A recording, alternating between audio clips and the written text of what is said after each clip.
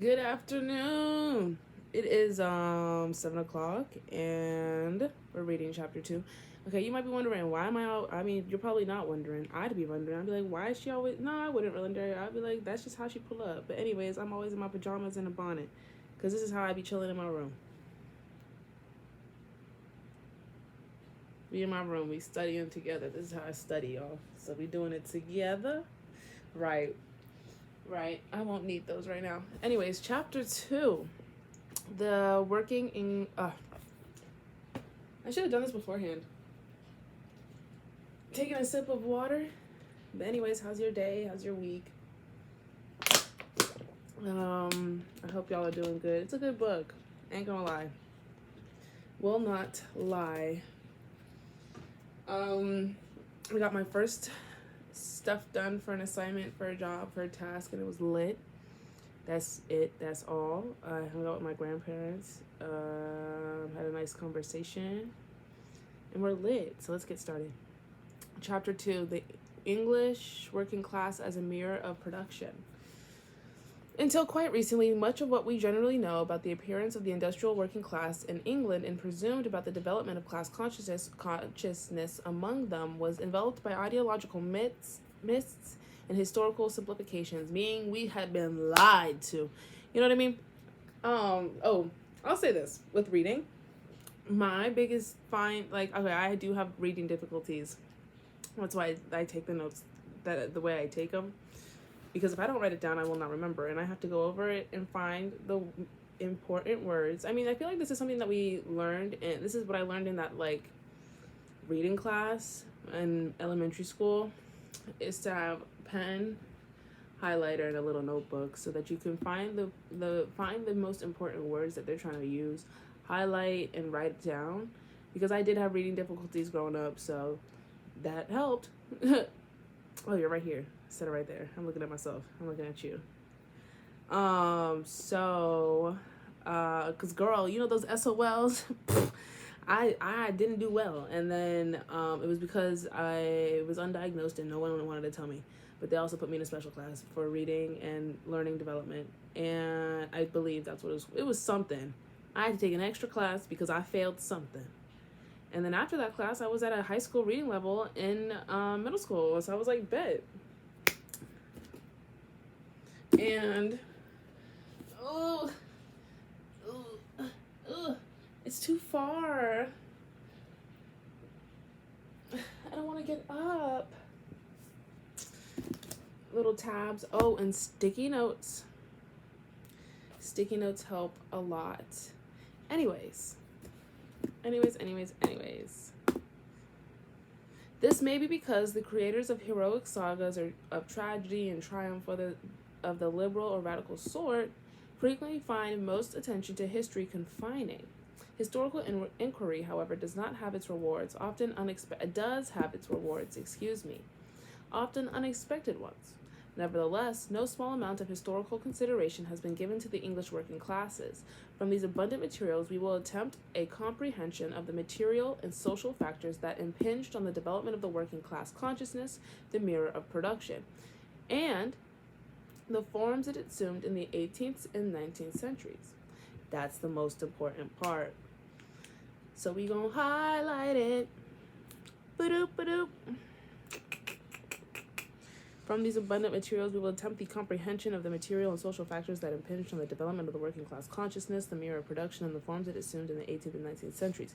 We shall be guided, hopefully, less by what we have been led in the abstract to expect should have occurred than what did happen. That's what we're trying to find out. What happened? Who was going to say it? Expropriation, impoverishment, and alienation, and the formations of this. You can hear the cotton mouth, and that's pissing me off. I hear myself sometimes, but I can't hear anyways. Expropriation, impoverishment, alienation, and the formations of class consciousness and expression will be treated not as as abstractions or the residual effects of a system of production, but as living categories. Oh, my reading thing. So I take a lot longer to do my homework and stuff because I take a lot longer to understand what I'm reading and doing. And sometimes college felt so fast, and I was like, ah, slow down. Slow it down. And then it also felt so short, and it was all right. I'd go back. I'd do it again. This time when I'm not depressed. Or figuring out I had ADHD, bro. And maybe a little bit of autism. I mean, I say maybe, but like, girl, because that's the thing. I don't feel like, I don't know how to explain it. You know, I wish I could. Alana, stay on task. Please. We are concerned with how real men and women and children experience dislocation, poverty, and the exploitation of their labor and reacted to them. That how they employed the intellectual and emotional inventories available to them to come to terms with their experience. For that purpose, I shall endeavor to keep this inquiry on the framing declarations about the English working class made by E.P. Thompson 20 years ago. That's what he's looking at. He said, E.P. Thompson, I'm using you, boo. The working class made itself as much as it was made. That's what he said. That's what E.P. Thompson said. Further, he summarized. Oh my God, look, I already got highlights. This is my second time recording this. I recorded it a while ago, the first part, and then I didn't like it, so I'm doing it again. Class consciousness is the way in which the experiences are handled in cultural terms. Oh, forgot to say, if you want to see my notes, I'm going to see if I can put them in a PDF so you can download them.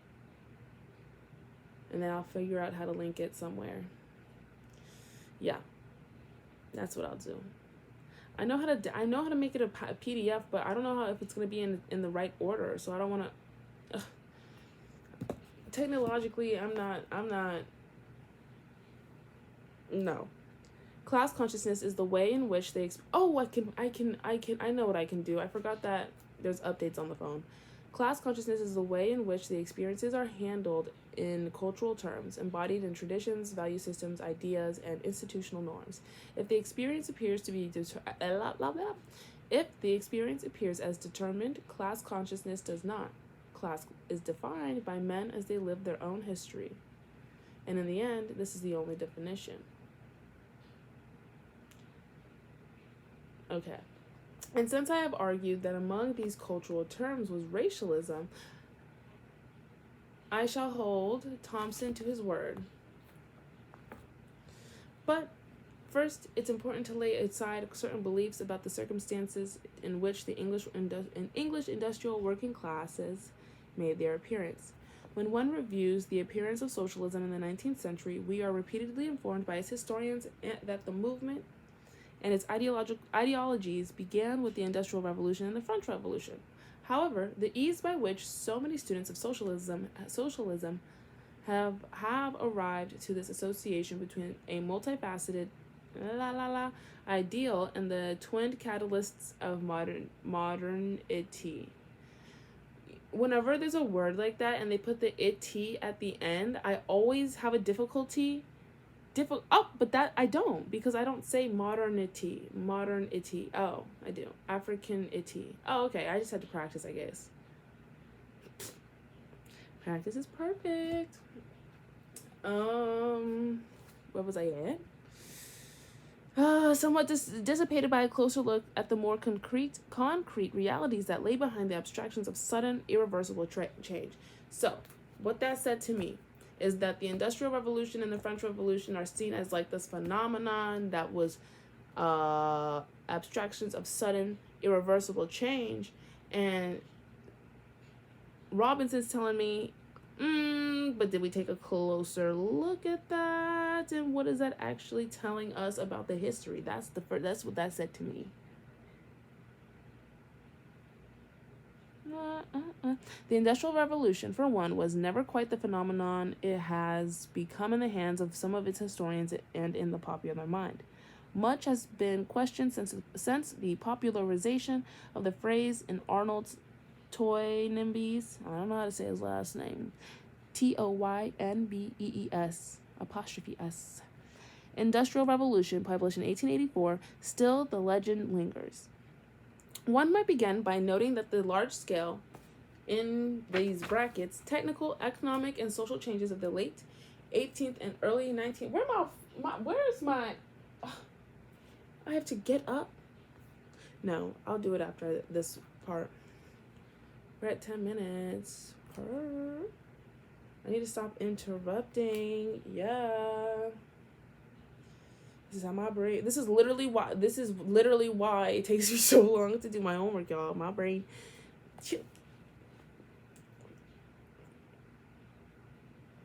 Right, that's how I feel. My sister's on a run, and I wonder when she's gonna come back. And I have not had any ADHD medicine for a while, so my brain's kind of like, I feel it.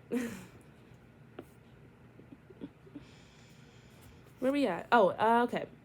Changes in the late 18th. Okay, let me just read that whole sentence again because I did just go off on a tangent. But one might begin by noting that the large scale, in brackets, technical, economic, and social changes of the late 18th and early 19th centuries, which are now most frequently referred to as the Industrial Revolution, affected the whole of Britain's empire, as well as parts of the Western Europe. Ugh. This suggests that to comprehend the scale, I wish that I had the abilities to edit my videos so I could take that out, like what I just did, but I don't. So, and I don't want to re-record. So, yeah. That's just my brain, y'all. That's just my brain. I try to I do try to hide it. I do, because I've gotten weird looks before, but then I'm around other Black neurodivergent people or my sisters, and I'm like, ah! I love my sisters so much. I am so grateful for them. And my papa, and my mom, I said mom, my mom, my nana, my aunt, my cousin. Oh my god, I'm gonna see my cousin on Thursday. Yeah, I get really depressed sometimes, and I realize it's because I'm not around my family, and then I self-isolate instead of just hanging out with them. But then I'm like, oh my god, I hate when my brain does that. No, I don't actually. I just hate when it interrupts me, and then I don't stop. I don't catch myself. But it's easier to catch myself when I have my ADHD medicine, because I'm like, oh, I'm talking too much.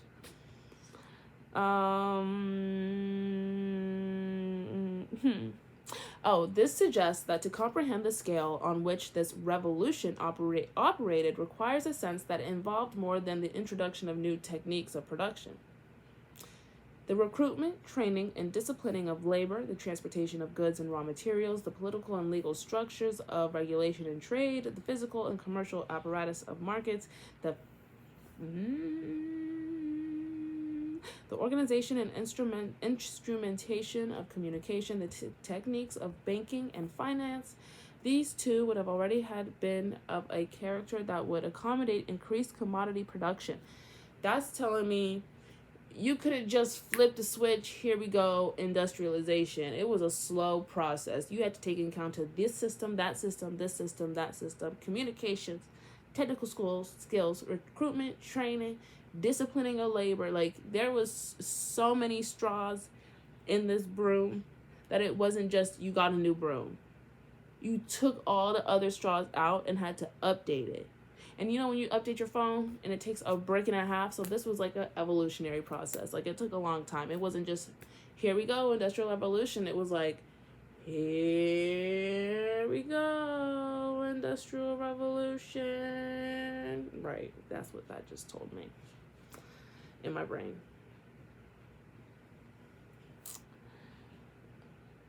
Their appearance was hardly instantaneous. On the contrary, I said this in one of my past videos. I was like, Alana, sometimes you need to just keep reading keep reading the rest of the paragraph before you give your little example that you make in your brain, because maybe the rest of the paragraph is going to say that, and I need to look at the camera because you're over there, not there, but I'm looking here. Hey, don't I give off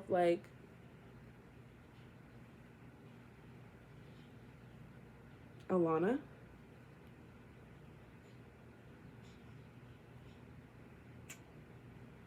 Yep. I forgot to look at the camera again. Okay. And I don't have a good singing voice, so I do apologize for that. I do. I wish I could put on 98.7. I don't think that's the right channel. The way smooth. That's not the right channel. What's the smooth? I'm saying it in the wrong tone of voice. Yep. Look at that. 15 minutes. Okay, Alana. Oh, shoot. Their appearance was hardly instantaneous. On the contrary, their formation was organically determined by the economic developments of previous centuries. So it's like an evolution, like a phone upgrade. Like, literally the phone. Oh my god, that was such a good example that I used in my last video before I deleted it. You know how we have our cell phones now, and they look like this? Cell phones used to be like this, and you would have to click, and they also looked like this, and they also came off a cord. And one time you didn't even, it was like a house phone, and one time I was using the house phone and my nana heard me on the other house phone, and I was like, oh my god, click, and she said, before I said, oh my god, click, she said, why are you on the phone? Get off the phone. Who are you calling? And I was like, ah. And I did call 911. I know that was not a unique experience. I know you did it too. I was like, hey, I just wanted to see if this worked. I just want to say hey. And I didn't get in trouble. I didn't get in trouble, thankfully. But no, I didn't get in trouble with 911. I did get in trouble with my nana. But I got my phone privileges revoked. Yep, but I did have one of these, right? But for the evolution of the phone to get to this, where we're using slave labor, they're using slave labor in the Democratic Republic of Congo to mine the minerals to make the phones and battery, like what do you call it, electric batteries, whatever, all this stuff that's like literally slave labor. I forgot. Yeah, to get to the exploitation now, they needed the exploitation back then. So it's like the same system in place for the continuous exploitation of people that started back then. But now they're making a grand scale and enacting more, I don't know if I'm allowed to say this on TikTok, but genocides. I mean, YouTube, but that's and slavery. Like, I just saw this video of this mother. She said that she had to get up, like, because she doesn't have an actual job there. She has to get up before the security guards go with her son, leave before the security guards, and then come back during their lunch break just so she can survive, bro. Like, just so she can survive. And that makes me, like, ugh. And that's one of the, like, least atrocious stories that I've seen come out from the Democratic Republic of Congo. And it's all connected. It's literally all connected because it's, okay. Oh, back to the original example of cell phones, that stuff. It used to actually start off as with 2 cans and a string. That's how the phone started. So, or like letters. Yep, I forgot about that. You know what? But to get to this type of phone that we have now, it was like they were building off of continuous evolutions of previous phones to upgrade to get to, right. That's the analogy I wanted to use, or example, excuse me. Dang, Alana, that is my biggest problem. But I'm almost done with this part, and then we're going to get into the next part. Ew. Okay. Moreover, it is probable, as A.E. Mousson had argued, that the appearance of industrial production was neither revolutionary in the case of sudden catastrophic change, nor uniquely British. From a technological point of view, it's may be said that the 18th century witnessed little that is really revolutionary, and that the early industrial revolution was in fact based largely on previous advances. Even the steam engine was a product of the 16th and 17th scientific theory and experiment, while in other fields, other techniques such as water-powered machinery. Yeah, I really have cotton mouth. were developed and extended. The majority of these technological developments from the late Middle Ages onwards appear to have been introduced into England from the continent. Moussan's interpretation is not generally shared, nor are the facts he marshals to support his argument generally known. This is in large part a consequence of the tendency of most historians in analysis of the processes of industrialization to proceed along national and much less frequent subcontinental, i.e. Western European lines. Meaning they look, that's like that, going back to reference that, saying that about history, they were like, if you only look at what the nation's saying, are they really going to tell you the truth? Whose truth is that? Sorry, I just sucked in so much air. But you know how like they're saying, we're the stock market's great right now. It's great. We are on a economic incline, but everyone else is in a depression. That's what they saying. They'd be like, who's telling the truth, bro? Not you. Who's making the money? You. You know what I mean? Like that type of stuff. Okay. Indeed, it is by no means rare for the reader to encounter this otherwise very careful studies the statement in some form that the Industrial Revolution occurred in England, a popular proposition, which appears to stem from the confusion of the points of origin of technical rationalization for the sake of production with practical mechanical inventions, and a further confusion of a national economy with the ultimate impact of practical invention on an economic system already extensively characterized by international production.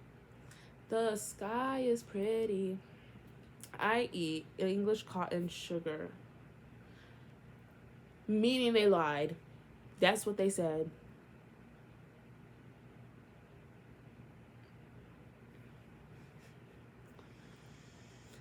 So it's saying that the statement that the Industrial Revolution occurred in England stems from the confusion on the origin of the technical rationalization for the sake of production. Okay, because they rewrite in history. No, confusion of the point, and the further confusion of national economy with the ultimate impact of practical invention on the economic system already extensively characterized by international production. Regardless, the systematic and detailed study of the technical and social consequences of industrial production is still largely located in the historiographic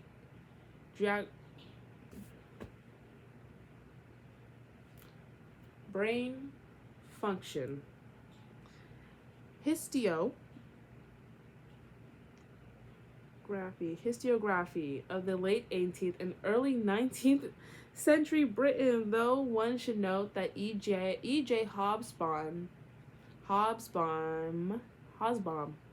is certainly correct that it would be more accurate to envision several industrial revolutions occurring subsequent to the initial period of the industrial age.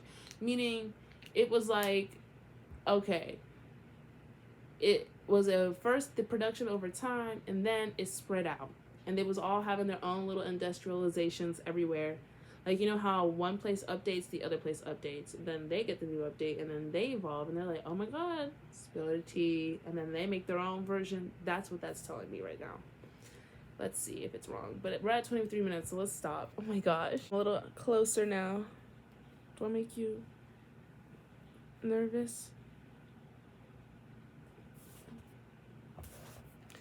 Poverty and industrial capitalism. For the working classes in Great Britain, the immediate and terrible consequences of the industrial age are generally, if not precisely known. In purely economic terms, there is the direct evidence of the workhouses that began in the 18th century, but achieved their more permanent character in the 2 decades following Rev. Robert Lowe's experiment in deterrent welfare in 1818 at Bingham. Though pauperism, which Hobsbawm defines as the permanent core of poverty, as we have suggested earlier, was by no means a new phenomenon in England or Western Europe before the 18th and 19th centuries. In England, at least, the numbers of paupers increased somewhat rapidly during the latter period. This seems to have been the direct result of both the interruption of rural life by the adoption of reaping and threshing machines and by the policy of land enclosures inspired by agricultural capitalism that between 1960 I need to brush my tongue. Between 1760 and 1810 included 5 million acres of common fields. Elsewhere in the industrial cores, unemployment accompanied the severe business cycles of the period. The workhouse, whose truest function was to act as asylums of the last resort for the poor. That sounds a little way too familiar. Not familiar, como se dice, like what's happening now. They're trying to criminalize houselessness, homelessness. The workhouse.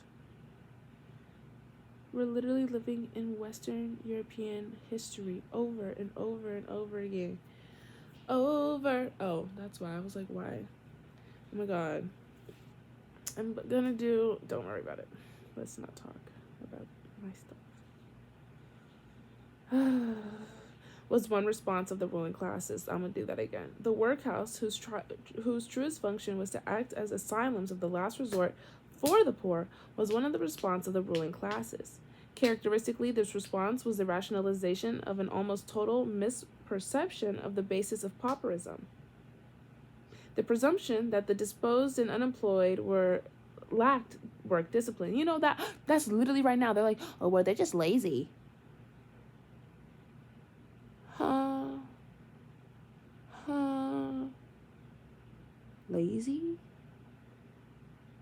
Lazy? Girl.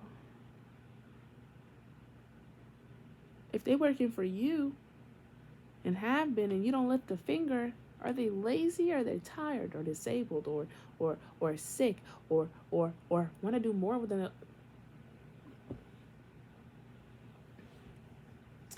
The recurring cycles of unemployment in the first half of the 19th century. Now something's in my eye. I feel like it's a hair in my eye. Were of a scale to give any observer pause. Hobsbawm's comment was the slump comments on the slump of 1826 and Henry Mayhew's observation of the rise of unemployment that would persist from 1847 to 1851 are instructive. Hobsbawm found the figures so startling that they could bear a good deal of deflation. They suggest that in the hard-hit areas of Lancaster, between 30 and 75% of the total population might have been destitute in the course of the slump. In the woolen areas of Yorkshire, between 25% and 100%. In the textile areas of Scotland, between 25% and 75%. In Salford, for instance, half the population was wholly or partially out of work. In Bolton, about 1/3. In Burnley, at least 40%. Yet, what Hobsbawm, as a historian, found difficult to accept, Mayhew, as a contemporary observer, described by E.P. Thompson as incomparably the greatest social investigator of the mid-century, found matters of fact. He said, this is what Mayhew said, and here's his credentials. He's good. Trust me, bro. That's what he said about Mayhew. Estimating the working class as being between 4 and 5 million in number, I think we may safely assert, considering particular times, seasons, fashions, and accidents, and the vast quantity of overwork and scamp work, the number of women and children continually drafted into the different handicrafts, there is barely sufficient work for the regular employment of about half our laborers. So about 1.5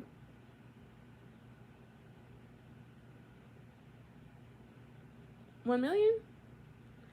1 million. 1.5 million are fully and constantly employed, while 1.5 million are more employed.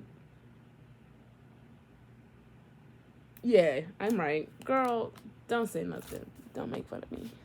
While 1.5 million more are employed only half their time, and the remaining 1.5 million wholly unemployed, obtaining a day's work occasionally by the displacement of some of the others. That sounds like right now.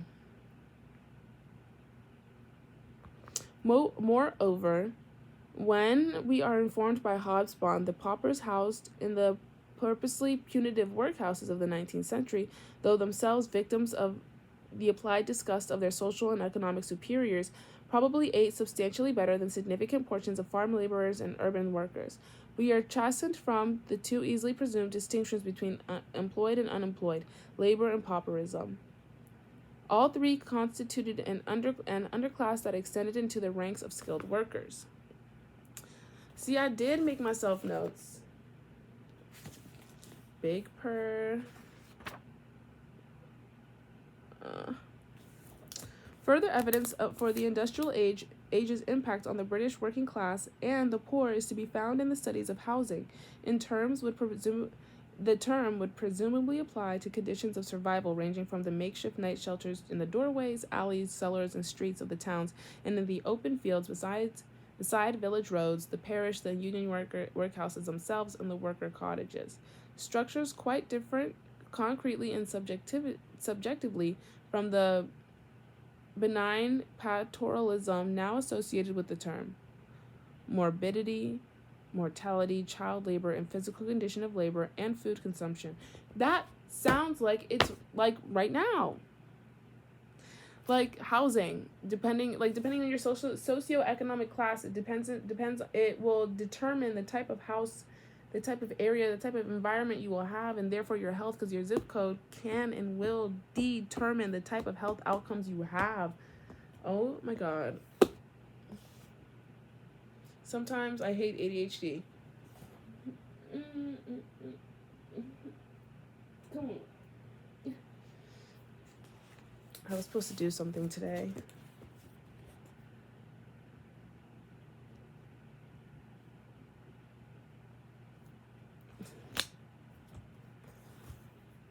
Anyways, now, like, say you're experiencing houselessness. They're talking about makeshift night shelters right now.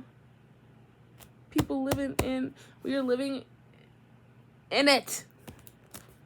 And then the literal characteristics of our world in America: morbidity, mortality, child labor, and physical conditions of labor and food consumption. We are living in our history. Currently, at this given moment, right now. How do you break out of history? I mean, those who are what? Those that don't know history are doomed to repeat it? Is that the quote? I don't know. In general, the more reliable the data, the more firm in the impression of a progressively depressed population during the period under discussion. Aren't we very progressively depressed? Aren't we? That's what I thought. I heard an astounding yeah in my head. Still, all these figures are in some sense superficial. 2, though helpful for sensing the real issues, and that is the experience. That's what we're looking for, the experience. You guys should start writing your own history. What does that mean? Write down what happens in a day.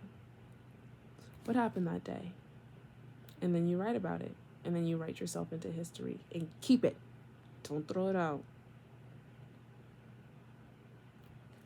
You don't have to write all the tea, you just put some stuff, but other stuff, girl, I'm in that.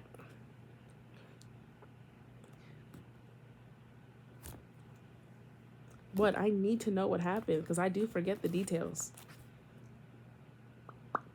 But at the same time, I don't. I'll remember certain details and then other details another time because I'm like, oh my God, that reminded me of this. And then I'm like, oh my God, right?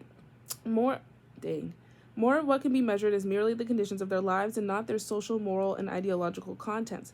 The objective conditions, rhythms, and patterns of the proletarialization of English labor frame that experience, but do not determine it. Thus, the social eruptions of the class have persistently resisted a monotonic correlation. I like that. I'll write that in the summary notes. Because I did my first things of notes and then I have to do another one until I can break it down. For myself, at least. It's easier. I mean, it's not that it's easier. It's just helps me comprehend what I'm reading because ain't gonna lie to you. The brain be braining, and when you write it down and make it, for me, when I write it down, and break it down and like try to make smaller examples or find the common themes and then identify examples, it's easier to remember and find the patterns in history. Feels like there's an eyelash on my eye. In 1930, J. L. Hammond, who along with his colleague Barbara Hammond, and they were roommates, contributed so much to the history of British labor, put this well enough to be repeated. He said, here who said it and here's their credentials. That's what he said.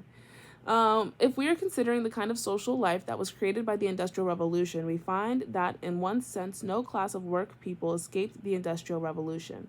For all the workers alike, there was the same want of beauty, the same want of playing fields or parks, the same want of pageants or festivals, the same speeding up of industry, the same absence of anything calculated to create what Sophocles called the temper that buildeth a city wall. The ugliness of the new life, with its growing slums, its lack of beautiful buildings, its destruction of nature, and its disregard of man's deeper needs, affected not this or that class of workers only, but the entire working class population. In terms of the happiness and unhappiness of men and women, Hammond would write elsewhere, if you look at the life of the age of the age of the Industrial Revolution, you are struck at once by its extraordinary poverty. Dang, they just read America to Filth. Okay, pause.